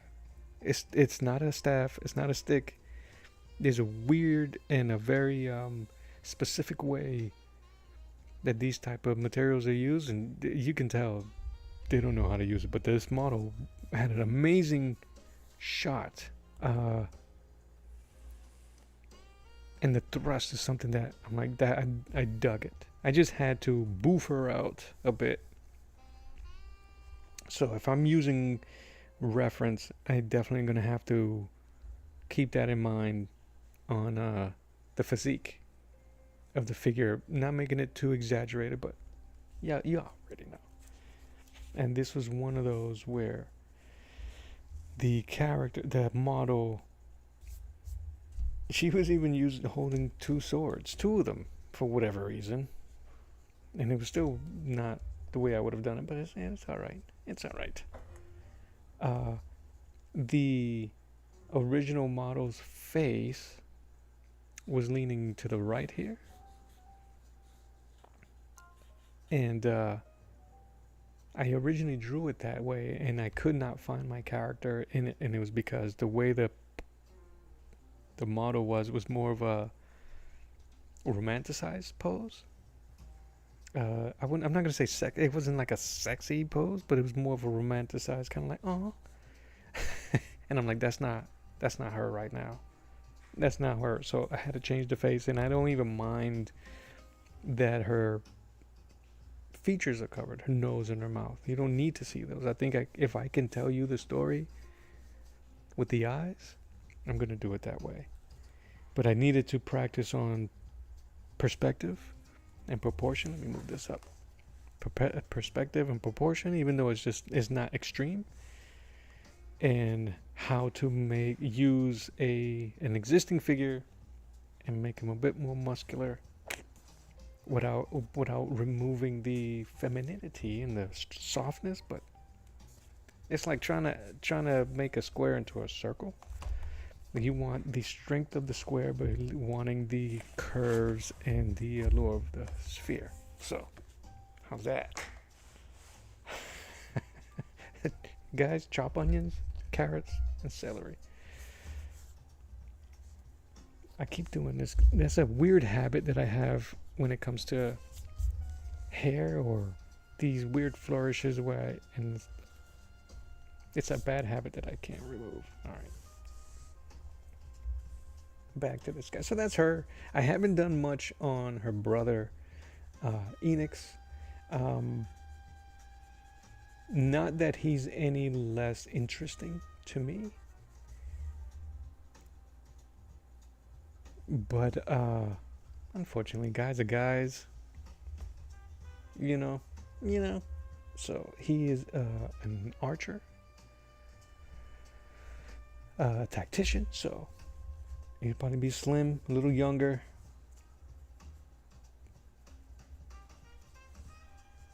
So we'll see how that goes. And the rest are kind of although I'm trying to avoid tropes and stereotypes in terms of these type of characters.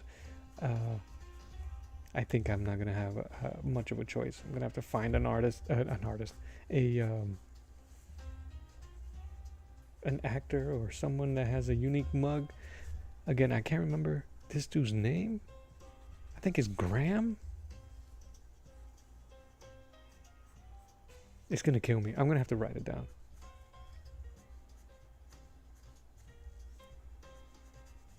Give him some mutton chops. Old dudes used to love mutton chops back in the day. Oh yeah, big bad Barda. I'm a huge fan of Barda.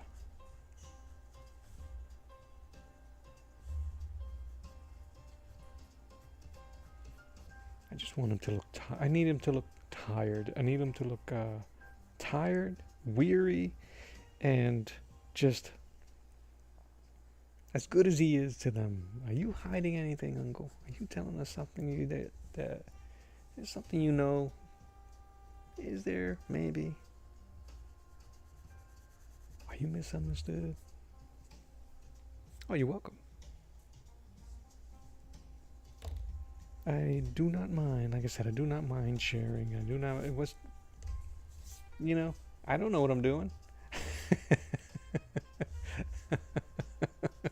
Shoot, I don't know what I'm doing. I'm sure there's a ton of armchair quarterbacks out there going, ugh. But hey, man.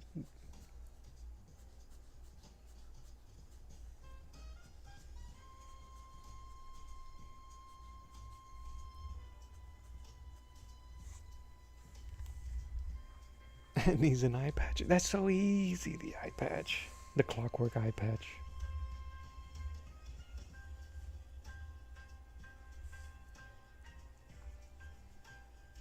No, I didn't envision him with the eye patch. Come on, man.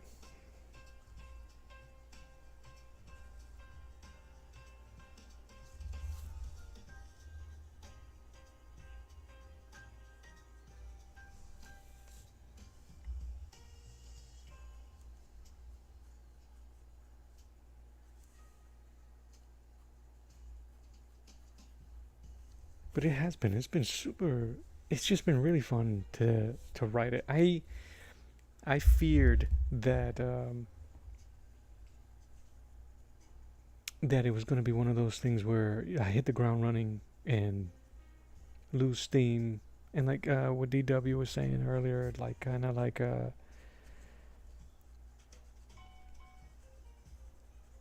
get frustrated, lose interest. Another idea, typical. Another idea that doesn't go anywhere, and I was surprised, and just stayed focused on it. Take notes, write stuff, and hold yourself accountable for it. And that's kind of like what this is for. This video, I don't know what's gonna happen tomorrow or any other day after this. But this is a great way for me to hold myself accountable and have you guys as a witness. So that's cool. I do not expect this to happen overnight. There's so much I want to do and learn. Again, I'm going to be stealing so much from those Conan books. Check out this homie just... Hey, you guys want to see my pup? Let me see if I can show it. My dog. Oh, he's yawning. You know what it is? It's been bedtime, so... Oh, buddy, you leaving? He's camera shy. I was going to show you my dog, and he's like, I'm bouncing.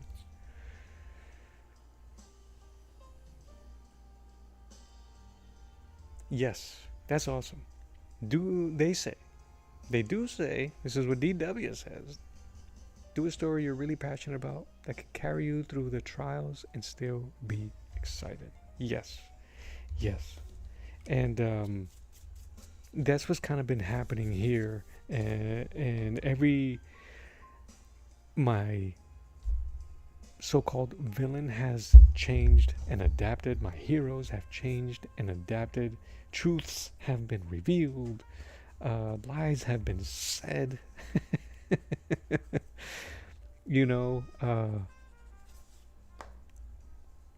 yeah.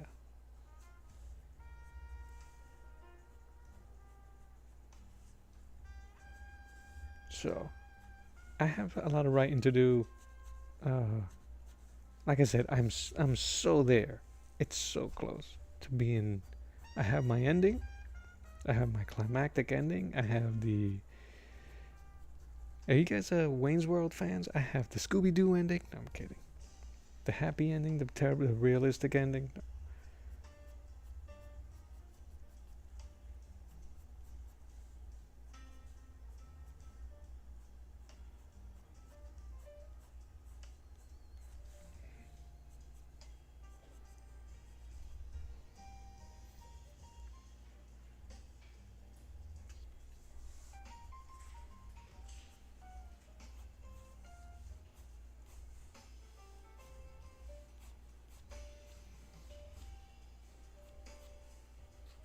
But yeah, it'll be fun. It'll be fun as it happens.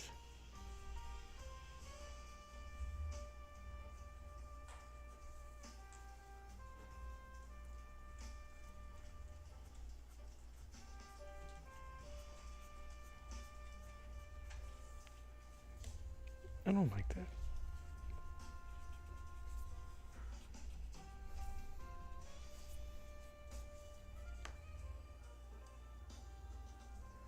Yeah, it's gonna be cool. I wanna get to the point where once all the writing is done and everything is taken care of on that end, where it could just become, I don't want to say mindless drawing, but basically open up the pages and get my panels together.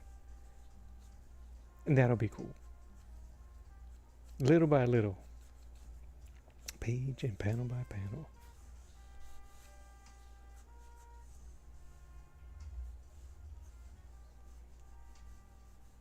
Alright, I have to stylize his beard because I do not.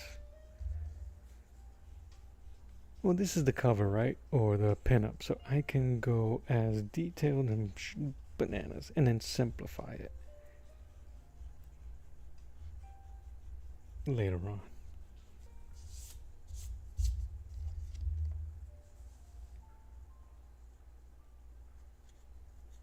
It'd be cool if I can paint this thing. It'd be cool if I can do anything with with this thing.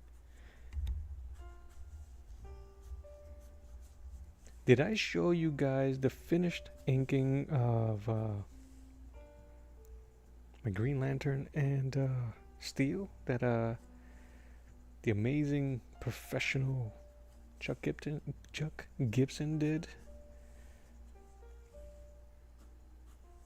It's so cool. So cool to see it. He's such a cool dude. He has no idea. He's a bit older than most of us. And I try to tell him we're all close to each other in name. But, in name. In age? And I'm like, you have no idea how cool it is. How much of a nerd we all are. And that he was able to do that for me and with me. It was super cool. And he's like, yeah, we're all nerds, man. It's kind of like, yeah, get over it.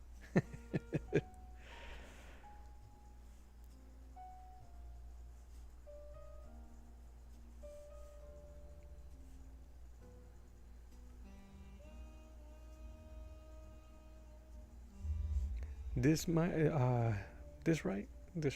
right page, or Turtel and Calbray.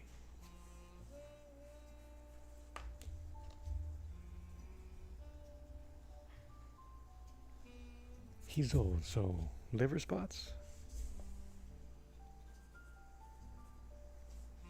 Nah, that's a little too much on the nose. We'll just add wrinkles to it.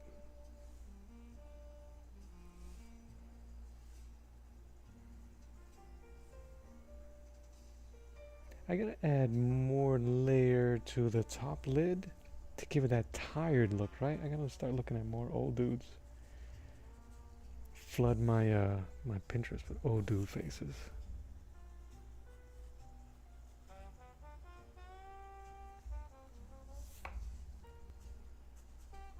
I guess I can give him the scar. Finally, I'll give him the scar on the eyebrow. Nothing cool as cooler. Normal names? No, not really. No Jeff. My name's Jeff.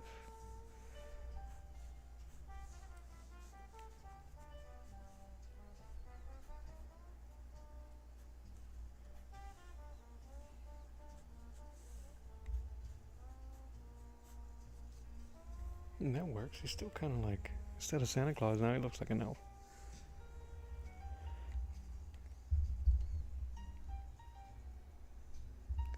Does the music affect the speed? No, actually, at this point, because these guys are more all set up, it really doesn't. But if am I drawing slower? Am I drawing slower? No, man. I think it's more of a state of mind anyway. I'm calm. I'm chillaxing, so that changes my mood a bit, but it doesn't change the intent.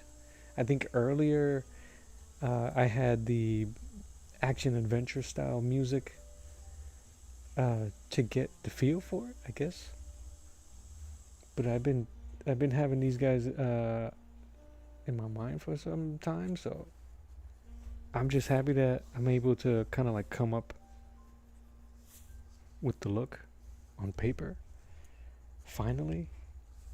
This is maybe the second time I do this character on paper. This dude. Oh yeah, I like Ming the Merciless. It's this, right? The soap patch, the overdone soap patch.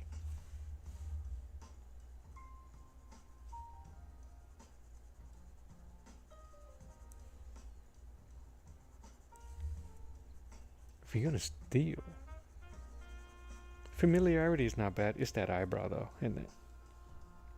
It's too sharp. It's the eyebrows, man. I got way weird eyebrows. I got caterpillars. But he is old. But Ming the Merciless has a sweet goatee and long flavor saver. Ming the Merciless by the great Max von Sydow.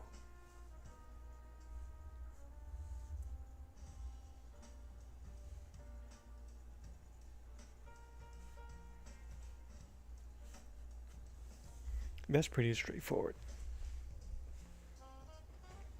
What's a Von Terra's?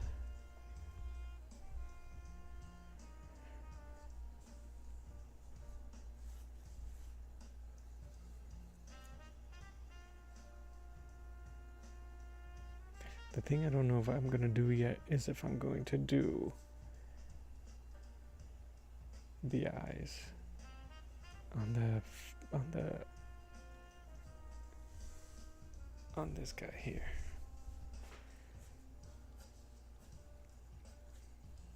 And he has more hair on his face.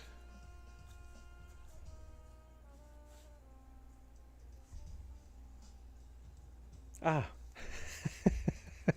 Gotcha.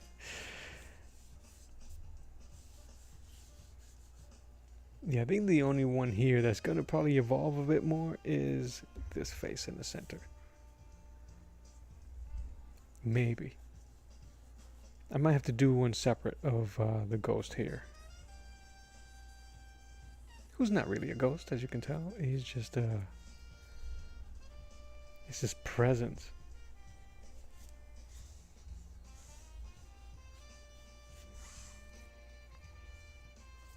What has it been? Oh, it's been over 2 hours? Yeah. I really do appreciate you guys hanging out with me. I'm probably gonna call it. It is 11:30 here, Eastern Standard Time. But when I do come back, we'll be working on our heroes here. in the bottom. But I think I'm digging that very modern fantasy movie poster where it's just heads. And then we'll do the action shots of our heroes in the bottom.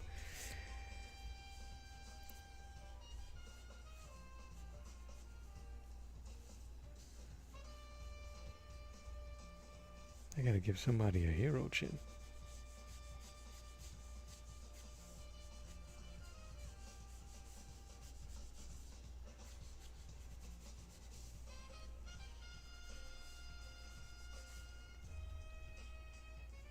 But I appreciate you guys. Thank you so much. Just gonna keep noodling around. I'm gonna let the jazzy jazz play me out. I appreciate you guys. Have a good night. I will see you guys tomorrow. This has been a very special Arts of the Round Table. Thanks for sharing it with me. My name is Mello. God bless you. I love you, mean it. And until next time, I will draw you later. Bye.